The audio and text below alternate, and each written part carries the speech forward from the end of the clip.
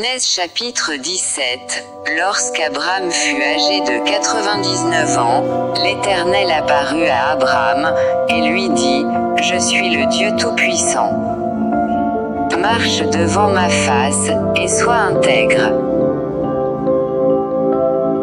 J'établirai mon alliance entre moi et toi, et je te multiplierai à l'infini. » Abraham tomba sur sa face, et Dieu lui parla, en disant, « Voici mon alliance, que je fais avec toi. Tu deviendras père d'une multitude de nations. On ne t'appellera plus Abraham, mais ton nom sera Abraham, car je te rends père d'une multitude de nations. Je te rendrai fécond à l'infini, je ferai de toi des nations, et des rois sortiront de toi.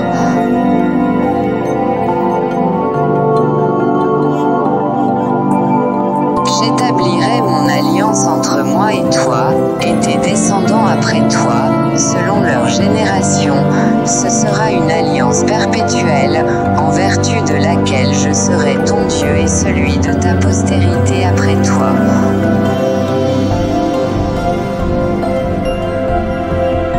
Je te donnerai, et à tes descendants après toi, le pays que tu habites comme étranger, tout le pays de Canaan, en possession perpétuelle, et je serai leur Dieu. Dieu dit à Abraham, toi, tu garderas mon alliance, toi et tes descendants après toi, selon leur génération.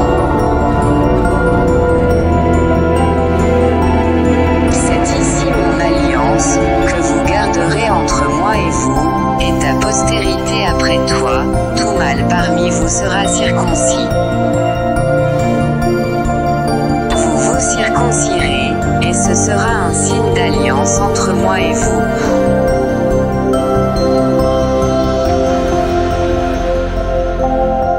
À l'âge de 8 jours, tout mâle parmi vous sera circoncis, selon vos générations, qu'il soit né dans la maison, ou qu'il soit acquis à prix d'argent de tout fils d'étranger, sans appartenir à ta race.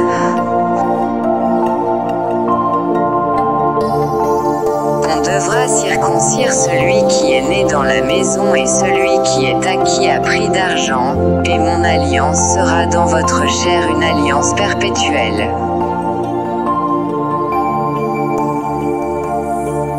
Un mâle incirconcis, qui n'aura pas été circoncis dans sa chair, sera exterminé du milieu de son peuple, il aura violé mon alliance.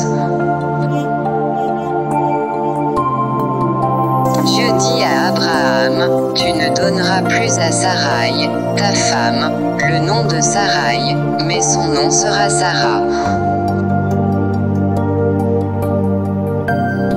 Je la bénirai, et je te donnerai d'elle un fils, je la bénirai, et elle deviendra des nations, des rois de peuples sortiront d'elle. Abraham tomba sur sa face, il rit, et dit en son cœur, naîtrait-il un fils à un homme de 100 ans? Et Sarah, âgée de 90 ans, enfanterait-elle? Et Abraham dit à Dieu, « Oh, qu'Ismaël vive devant ta face. » Dieu dit, « Certainement Sarah, ta femme, t'enfantera un fils, et tu l'appelleras du nom d'Isaac. J'établirai mon alliance avec lui comme une alliance perpétuelle pour sa postérité après lui. À l'égard d'Ismaël, je t'ai exaucé.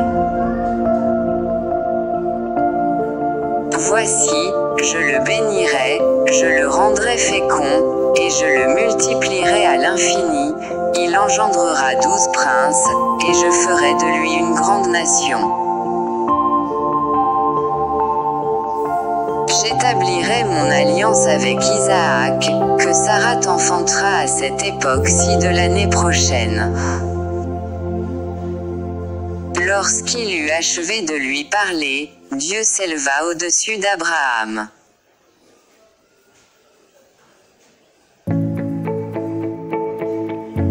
Abraham prit Ismaël, son fils, tout ce qui était né dans sa maison et tout ce qu'il avait acquis à prix d'argent, tous les mâles parmi les gens de la maison d'Abraham, et il les circoncit ce même jour, selon l'ordre que Dieu lui avait donné. Abraham était âgé de 99 ans, lorsqu'il fut circoncis. Ismaël, son fils, était âgé de 13 ans lorsqu'il fut circoncis. Ce même jour, Abraham fut circoncis, ainsi qu'Ismaël, son fils. Et tous les gens de sa maison, nés dans sa maison, ou acquis à prix d'argent des étrangers, furent circoncis avec lui.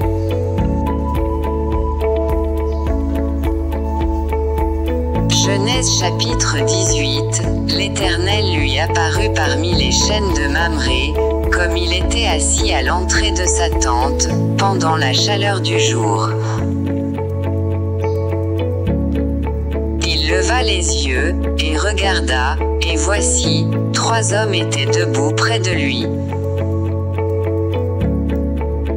Quand il les vit, il courut au-devant d'eux, depuis l'entrée de sa tente, et se prosterna en terre.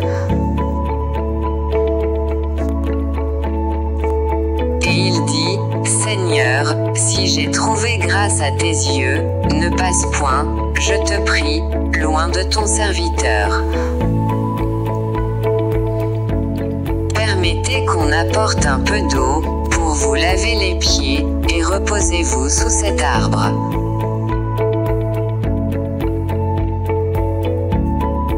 J'irai prendre un morceau de pain, pour fortifier votre cœur, après quoi, vous continuerez votre route, car c'est pour cela que vous passez près de votre serviteur. Ils répondirent, fais comme tu l'as dit. Abraham alla promptement dans sa tente vers Sarah, et il dit, vite, 3 mesures de fleurs de farine, pétris, et fais des gâteaux. Et Abraham courut à son troupeau, prit un veau tendre et bon, et le donna à un serviteur, qui se hâta de l'apprêter. Il prit encore de la crème et du lait, avec le veau qu'on avait apprêté, et il les mit devant eux. Il se tint lui-même à leur côté, sous l'arbre, et ils mangèrent. Alors ils lui dirent, où est Sarah, ta femme? Il répondit, elle est là, dans la tente. L'un d'entre eux dit, je reviendrai vers toi à cette même époque, et voici, Sarah, ta femme, aura un fils. Sarah écoutait à l'entrée de la tente, qui était derrière lui. Abraham et Sarah étaient vieux, avancés en âge, et Sarah ne pouvait plus espérer avoir des enfants. Elle rit en elle-même, en disant, maintenant que je suis vieille, aurai-je encore des désirs? Mon Seigneur aussi est vieux. L'Éternel dit à Abraham, pourquoi donc Sarah a-t-elle ri, en disant, est-ce que vraiment j'aurai un enfant, moi qui suis vieille? Y a-t-il rien qui soit étonnant de la part de l'Éternel?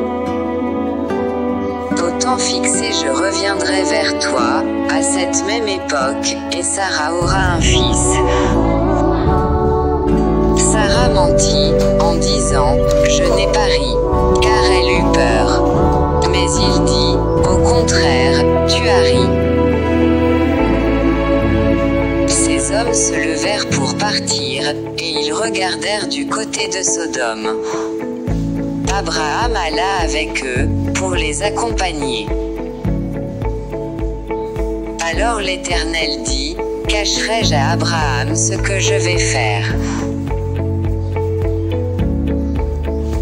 Abraham deviendra certainement une nation grande et puissante, et en lui seront bénies toutes les nations de la terre.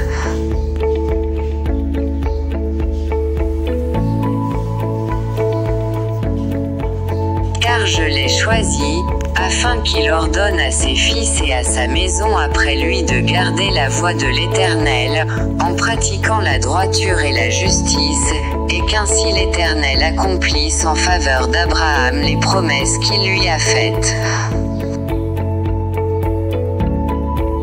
Et l'Éternel dit, le cri contre Sodome et Gomorrhe s'est accru, et leur péché est énorme. C'est pourquoi je vais descendre, et je verrai si l'on agit entièrement selon le bruit venu jusqu'à moi, et si cela n'est pas, je le saurai. Les hommes s'éloignèrent, et allèrent vers Sodome. Mais Abraham se tint encore en présence de l'Éternel. Abraham s'approcha, et dit, feras-tu aussi périr le juste avec le méchant?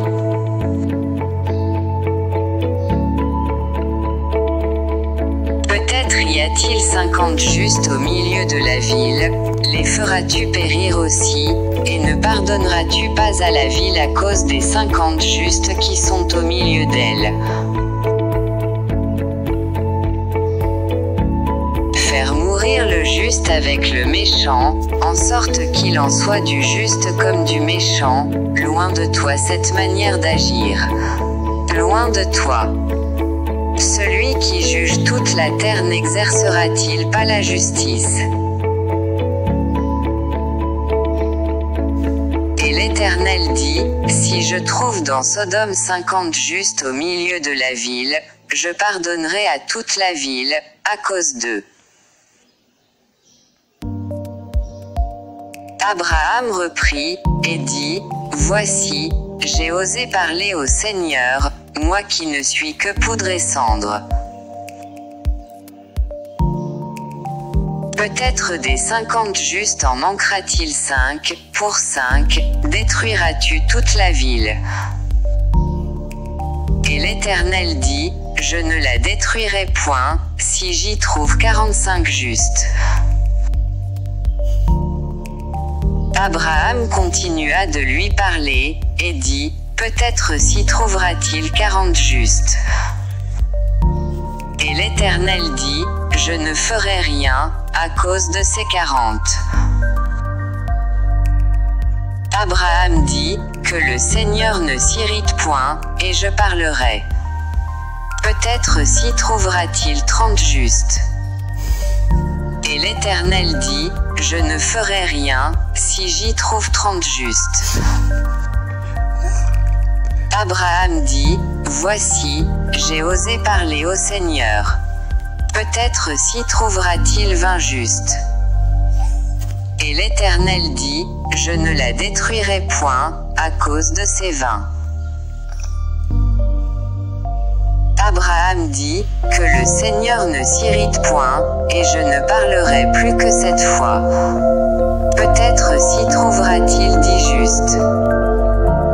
Et l'Éternel dit, je ne la détruirai point, à cause de ces 10 justes. L'Éternel s'en alla lorsqu'il eut achevé de parler à Abraham. Et Abraham retourna dans sa demeure.